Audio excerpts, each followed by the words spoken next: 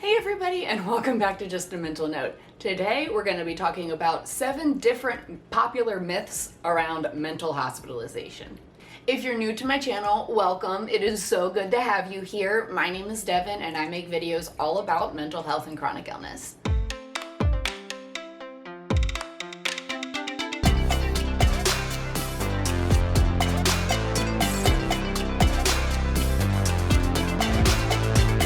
Before I started with this list of myths, I did want to say that I am speaking based on my experience and of the experience of the people that I know.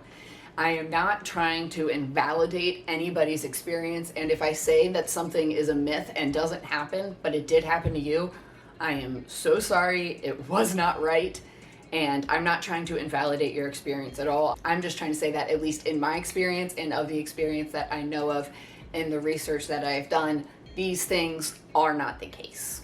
Our first myth about mental hospitalization today comes from the media.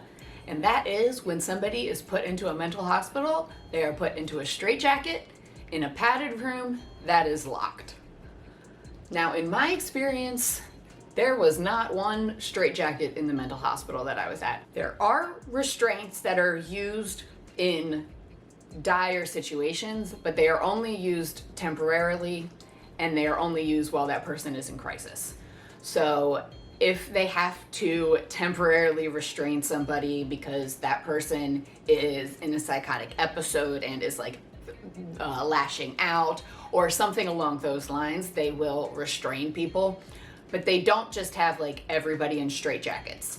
Padded rooms are also not a thing. You are in a normal hotel room, kind of. Well, I wouldn't say normal hotel room. When you walk into the room, you got 2 beds, 2 desks with chairs. There are shelves for you to put your stuff on. You have your own private bathroom that you share with your roommate. It's more of a very basic hotel, possibly hostel type of situation than a padded room. Now, there was one room that they called the quiet room, where the only thing in it was a pad on the floor. The whole room wasn't padded, it was just one pad on the floor. And people, again, went in there when they were in crisis. I was told that they use this room a lot more for the adolescents than they use for the adults, but it's because they had to use it to separate the adolescents when they were fighting. There were a lot of physical fights. The teenagers did not get along with each other very well.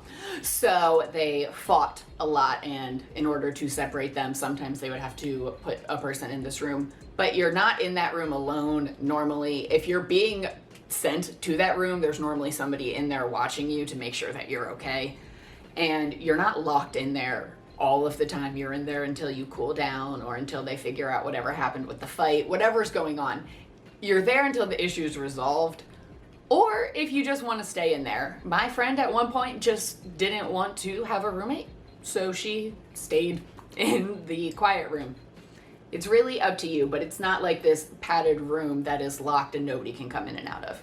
And while all of the doors that led in and out of our unit were locked, we were not able to lock our bedrooms or our bathrooms. For safety reasons, the staff needed to be able to get in anytime they wanted, or needed, I guess not wanted to. The staff really would leave you alone and let you do your own thing unless they had to intervene. But you are in a mental hospital setting. You are dealing with people who have suicidal and self-harm ideation, so you can't really have locked doors. We couldn't lock our bedroom doors and we couldn't lock our bathroom doors, but we did have doors. You could close them. They would give you privacy, of course, unless they believe that you are in crisis or something happened. The second myth about mental hospitals is that people can and do try to escape. First of all, there's no way you're getting out of there without somebody catching you. There is no way. Every single door is locked. Again, like I said before, we couldn't lock our bedroom doors. But there were a lot of doors in the whole hospital. In order to get to the cafeteria from our unit, I believe we had to go through 3 or 4 different locked doors, and you had to have keys for all of them. So there is no way that a patient would be able to get far, because you're gonna get to a door that's locked within 20 feet of where you're at. Now, on the off chance that some sort of movie cinema style scene happens, and a patient gets a worker's keys and then what you would think be able to leave. No. There is an alarm system. It's within all of the units. And once that alarm goes off, every single staff member that is not actively working with another patient drops what they're doing and goes and deals with the emergency. So if you had somebody somehow able to get the keys from a staff member, you would not be able to go through one, maybe two doors before another staff member saw you. They would then sound the alarm and you would be swarmed with about 50 different staff members. So you're not going anywhere. When I was in the hospital, there was one patient who tried to plan his escape. However, he was dealing with paranoid ideation, possible schizophrenia.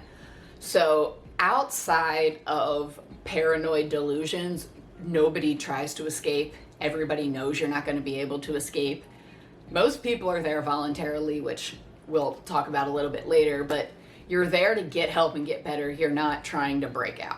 The third myth about mental hospitalization is that patients undergo forced or involuntary treatments while they're in there. That is not the case. The staff members can't even make you get out of bed if you don't want to.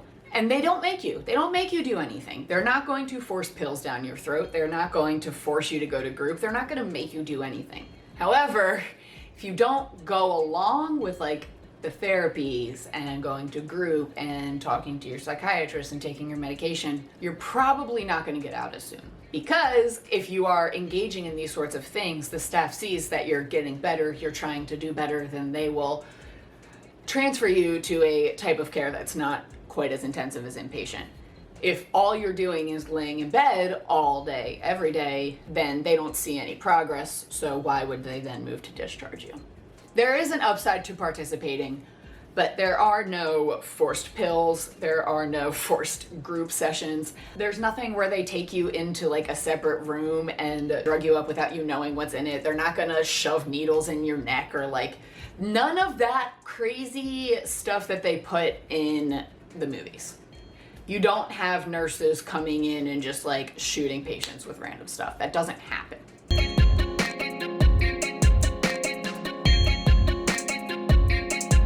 I had mentioned it before, but the vast majority of people who are in the hospital, who are in mental hospitals, are there voluntarily. They've checked themselves in, they have acknowledged that they need help. So they will work to do what's needed to get out and get better. You're not going to be forced into anything. The fourth myth about mental hospitals is that the patients are dangerous. Now, there are 3 reasons that a person goes to a mental hospital. It is because they are feeling suicidal, which means that they are a danger to themselves. They are feeling homicidal, which means they are a danger to others. Or they are psychotic, which means they are experiencing some symptoms of psychosis, whether that be hallucinations, delusions, those sorts of things. Those are the 3 reasons a person can be checked in to a mental hospital, either voluntarily or involuntarily. A lot of times people who are dealing with psychotic episodes have to be checked in involuntarily because they are not aware of reality. However, most people dealing with suicidal ideation are there voluntarily because they know they need the help. Or at least they check themselves in voluntarily because they know that they need the help, and if they don't do it voluntarily, that somebody's gonna check them in involuntarily, and that's just a longer process to get out. If a person is an immediate danger to other people, they will not put you around other people. They will get you to a mental state in which you are no longer a danger to other people. But the average patient just walking around a mental hospital is no more dangerous than any other person you see on the street. Patients in mental hospitals aren't dangerous, or at least not to other people. They're there many times because they are having urges or thoughts or have even done some actions towards ending their own lives or harming themselves, and they need the help and they know that they need the help. A person who is experiencing extreme suicidal ideation is not typically a violent, vindictive, angry person. If they are violent, vindictive, or angry, it's towards themselves. It's not towards other people. I am not a danger towards anybody else. And I don't think that anybody I was in the hospital with was a danger to me either. However, when you are dealing with people who are going in and out of psychosis or who are dealing with different transient thoughts or dissociations or whatever the case may be, because they didn't really separate us by mental health issue. If you were an adult and did not have a substance abuse issue, you were put in one unit. If you were an adult and had mental health issues and substance abuse issues, you were put in another unit. And if you were adolescents, you were put in that unit. That was it. That was all the separation. So I had people in my unit dealing with all different types of mental health issues. So we had people who would occasionally become not dangerous, not violent, but they would get agitated, they would get upset. At that point, the staff intervenes immediately. Like, there's always at least 6 staff members' eyes on you.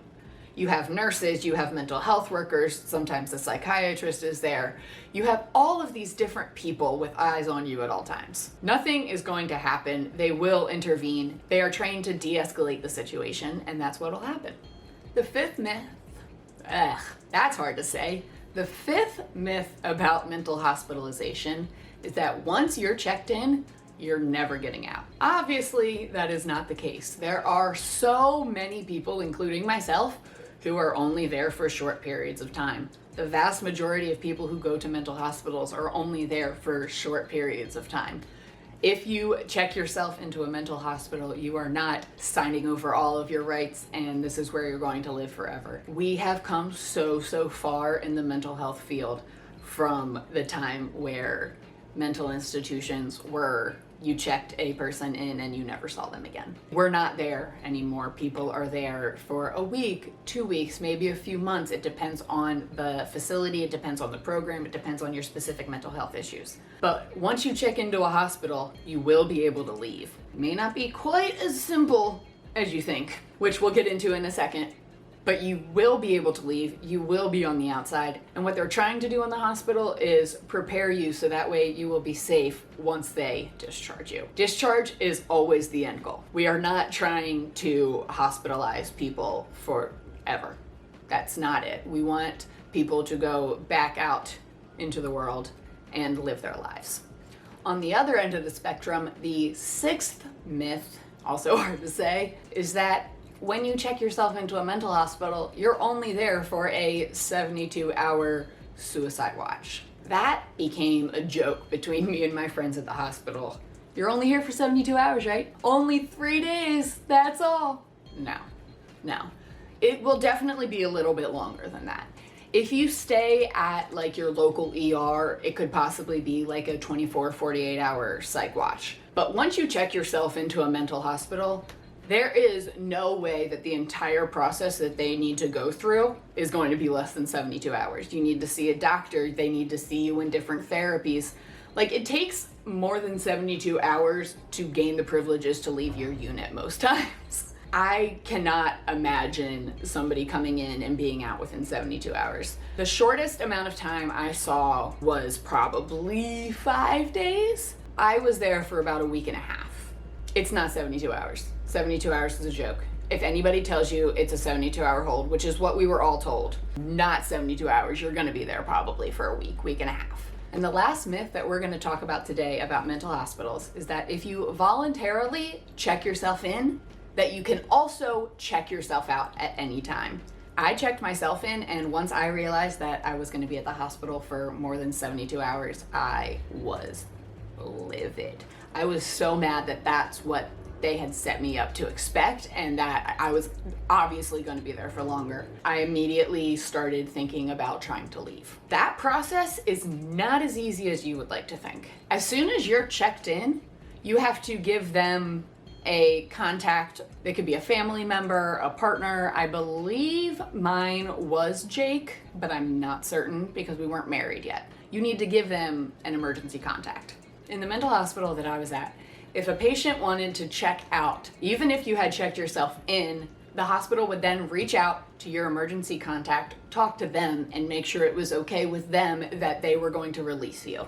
If your emergency contact says, yes, it's fine, you can discharge them, then they can start that whole process. But the discharge process alone can take up to 72 hours.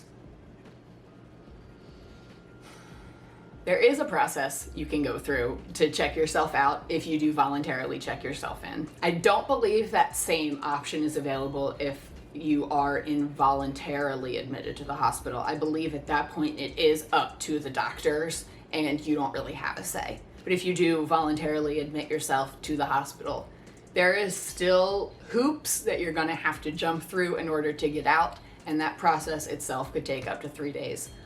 Which, once I learned that, I figured, you know what, I might as well stay here. I just wanted to leave because I was mad that I was lied to, but if I have to be here for 3 days anyways, I might as well see this process through, which was definitely the right decision. But just know that if you do voluntarily check yourself in, it's not as easy as I want to leave and you walking out the door.